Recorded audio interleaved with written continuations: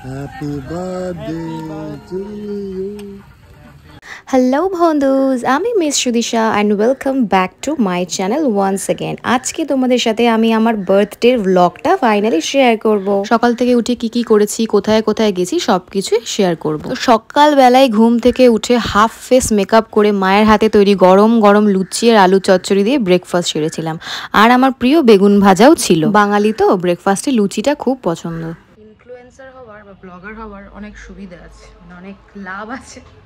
নীলদজ্জের মতো সেটা বলছিও। Half face makeup করেই আমি আবার চলেছি খাওয়া দাওয়া করে।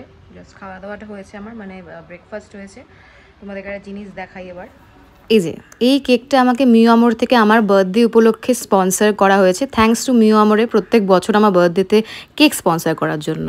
তো আর বেশি লেট করা যাবে না, অনেকটা দেরি হয়ে যাচ্ছে এবারে আমি ঝটপট করে রেডি হয়ে নেব। আমাদের বাড়ির কাছে জগদ্ধাত্রী পুজো হচ্ছে, সেটা মন্ত্র শোনা যাচ্ছে। তো এবার ঝটপট করে রেডি হয়ে নিয়ে তোমাদের সাথে দেখা করছি। তো দেখো আমি পুরোপুরি রেডি হয়ে গেছি। একটা লাল রঙের চিকনকারি শাড়ি পরেছিলাম আর তার সাথে সুন্দর নেকলেসের সেটটা পরেছিলাম। আমার গলার নেক পিসটা তো আমার খুব পছন্দ হয়েছে। মেকআপটা কেমন লাগছে অবশ্যই কিন্তু আমাকে কমেন্ট করে জানিও। দেন তারপরেই বেরিয়ে পড়লাম। আমার এবছর জন্মদিনের প্ল্যানটা আমি বহু মাস আগে থেকে করে রেখেছিলাম। এসে গেছি শৈশব এ ফাউন্ডেশনে। জন্মদিনে বাহারি কিছু করার থেকে আমার মনে হলো ছোট ছোট বাচ্চাদের সাথে যদি আমি আমার স্পেশাল দিনটা সেলিব্রেট করতে পারি তাহলে এর থেকে ভালো আর কি হতে পারে। 15ই আগস্ট তোমাদের সাথে একটা ভিডিও শেয়ার করেছিলাম। আমি এখানেই এসেছিলাম আর বলেছিলাম যে আরও বড় কিছু প্ল্যান করে রেখেছি। তো এটাই ছিল আমার প্ল্যান। আমি আমার প্রত্যেক বছরই জন্মদিনটা এবার থেকে আমি ঠিক করেছি এরকম কিছু ছোট ছোট বাচ্চাদের সাথে সেলিব্রেট করব। এটা আমার কাছে অনেকটা বেশি আনন্দের একটা জিনিস, কারণ বয়সটাও আস্তে আস্তে বাড়ছে। এবারে জন্মদিনের সেলিব্রেশনের সাথে সাথে জীবনে অনেক সিদ্ধান্তই আমাকে এবার একটু অন্যরকমভাবে নিতে হবে বলে আমি মনে করি। তো এই বাচ্চাগুলোর ব্যাপারে এর আগেও আমি বলেছিলাম, তাও আরেকবার বলে রাখি, এরা কিন্তু কোনো অনাথ বাচ্চা নয়। এদের বাবা মায়েরা প্রত্যেকেই খুবই নিডি, খুবই পুয়ার ফ্যামিলি থেকে এই বাচ্চাগুলো বিলং করে। শৈশবে এদেরকে সকাল থেকে রাত্রির অবধি রেখে দেওয়া হয়, মানে ওই বিকেল অবধি রেখে দেওয়া হয়। একটা ডে কেয়ার বলা যেতে পারে। এখানে এদের খাওয়া দাওয়া পড়াশোনা সবটাই দায়িত্ব নিয়ে করানো হয়। এদের বাবা মায়েরা কেউ হয়তো কারোর বাড়িতে কাজ করে, কেউ হয়তো ভ্যান চালান, বা কেউ হয়তো রেল লাইনে কোনো রকম দিনমজুরের কাজ করেন, শ্রমিকের কাজ করেন। তো তাদেরই ছেলেমেয়েরা এখানে পড়াশোনা শিখে এবং বড় হচ্ছে ভালোভাবে, এবং তাদের খাওয়া দাওয়া সমস্তটার দায়িত্বই কিন্তু এখানে খুব সুন্দরভাবে পালন করা হয়। আর শুধুমাত্র এই ছোটো ছোটো বাচ্চাগুলো নয়, এদের থেকে একটু বড় ছেলেমেয়েরাও এখানে রয়েছে। আমি বরাবরই বাচ্চা ভীষণ ভালোবাসি, তাই জন্য আমার মনে হলো যে জন্মদিনের মতো এত স্পেশাল একটা দিন যদি আমি এদের সাথে কাটাতে পারি তাহলে এর থেকে ভালো আর কিছু হতেই পারে না। এবার থেকে আমি ডিসিশন নিয়েই নিয়েছি যে আমার প্রত্যেক বছর জন্মদিনে আমি ছোট ছোট বাচ্চাদের সাথেই পালন করব। কারণ বাচ্চারা ঈশ্বরের রূপ, আর এত সুন্দর সুন্দর মিষ্টি বাচ্চাদের সাথে জন্মদিন সেলিব্রেট করতে কার না ভালো লাগবে বলো। কেক কাটার পর আমি ওদের জন্য লাঞ্চের ব্যবস্থা করেছিলাম। চিকেন ভাত, যেটা ওরা খেতে পছন্দ করবে সেটাই আমি ওদের জন্য অ্যারেঞ্জ করেছিলাম। অ্যান্ড বসে বসে দেখছিলাম, আমার খুব ভালো লাগছিল, মানে ভীষণ ভালো ফিল করছিলাম ওদেরকে দেখে।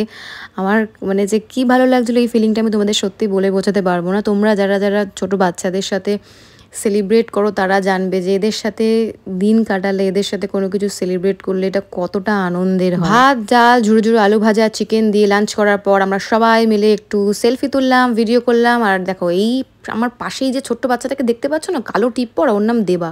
ও খুব দুষ্টু, আর আমার তো ওকে ভীষণ ভালো লেগেছে। আমি দুষ্টু বাচ্চা খুব পছন্দ করি। তো একটা সুন্দর দিন কাটানোর পর এবার বাড়ি ফেরার পালা। তার কারণ আমার মা আমার জন্য সামান্য কিছু রান্না করেছিলেন। প্রত্যেক বছরই রান্না করেন, পায়েস করেন। এবছর আমি বলেছি একদম সামান্যর মধ্যে করো, এক্সট্রা কিচ্ছু করার কোনো দরকার নেই।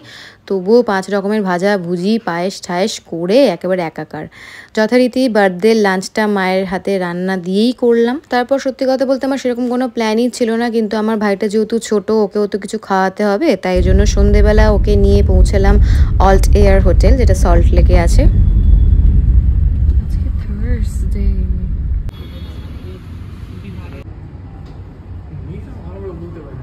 ওখানে পৌঁছানোর পর আমি গন্ডগোল বাঁধিয়েছিলাম। আমি ভুলেই গেছিলাম যে আমি ইউটিউব ভিডিও শ্যুট করছি। আমি শুধুমাত্র আমার ফেসবুক পেজের জন্য ভিডিও বানানোর জন্যই সব এরকম করে ভিডিও করে ফেলেছি। আমার খেয়ালই নেই যে আমি ইউটিউব ব্লগ বানাচ্ছি। এত ভুলো মন নিয়ে যে কী করে ব্লগিং করব জানি না। তো ওখানে গিয়ে ওখানকার স্টাফরা মিলে আমার বার্থডে সেলিব্রেশন করা হয়েছিল। একটা চকলেট ব্রাউনি আমি কেটেছিলাম। আর এই যে ড্রেসটা পরেছি, এই ড্রেসটা 3 বছর পুরনো। যারা আমাকে ফেসবুক পেজে ফলো করো, তারা জানবে। তার কারণ আমি আমার বার্থডের আপডেটস কিন্তু ফেসবুকে অলরেডি দিতে শুরু করে দিয়েছি। প্রথমে ভেবেছিলাম শুধুমাত্র শৈশবের যা যা করেছি ওইগুলো নিয়ে ব্লগ বানাবো, এখানে এসে যার ব্লগ বানাবো না। কিন্তু তারপরে ভাবলাম যে না, ইউটিউব ব্লগটা তো অনেক ছোট হয়ে যাবে, তাই জন্য আবার এই ভিডিওগুলো দিয়েই ব্লগ বানাচ্ছি। কেক কাটিং করবার পর আমরা ডিনারে অর্ডার করে নিয়েছিলাম পোলাও, মাটন কষা, যেটা আমার ভাই খেতে খুব ভালোবাসে। আর তার সাথে অর্ডার করে নিয়েছিলাম একটা পিৎজা, যেটা আমি একেবারেই পুরোটা খেতে পারিনি, আমার ভাই ঠুসে ঠুসে নিজে সব খেয়েছে।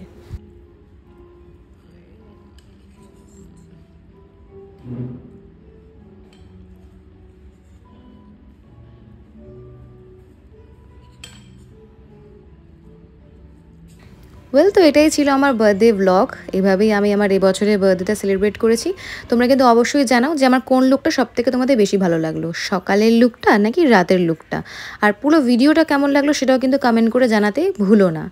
চ্যানেলে যদি নতুন হয়ে থাকো অবশ্যই কিন্তু চ্যানেলটা সাবস্ক্রাইব করে দিও, কারণ তোমাদের সাপোর্ট আমার খুব প্রয়োজন। আজ এখানেই শেষ করছি, খুব শিগগিরই ফিরে আসবো নতুন কোনো ব্লগ নিয়ে।